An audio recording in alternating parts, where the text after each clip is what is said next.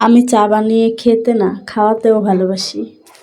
চা বানিয়ে একা একা খাবো কেন জানি মজা আসে না।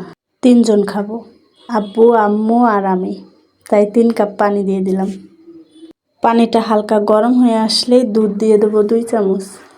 দুধ পাউডার দিয়ে চা বানাতে আমার কাছে বেশি ভালো লাগে। সাথে সাথে নাড়তে হবে যাতে পাউডার দুধটা জমা লেগে না যায়। এই পর্যায়ে দিয়ে দিব 1 চিমটি পরিমাণ লবণ। অনেকেই পছন্দ করে না, সেক্ষেত্রে না দিলেও চলে। আমার কাছে সামান্য একটু দিলেই ভালো লাগে। চা পাতা দিয়ে দিলাম পরিমাণ মতো। মেপে দেইনি, অনুমান করেই দিয়েছি। এখন কাপের মধ্যে 1 চামচ করে চিনি দিয়ে দেব। আমি 2টা কাপে চিনি দিয়েছি, আর একটাতে দিব না, কারণ আব্বু চাতে চিনি খায় না। এই তো চা বানানো শেষ।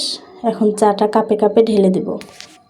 এই তো আমি 3টা কাপে চা ঢেলে নিচ্ছি। সন্ধ্যায় বাসায় 1 কাপ করে দুধ চা লাগবেই। এখন চামচ দিয়ে চিনিটা মিশিয়ে নিব। চা রেডি। আল্লাহ হাফেজ।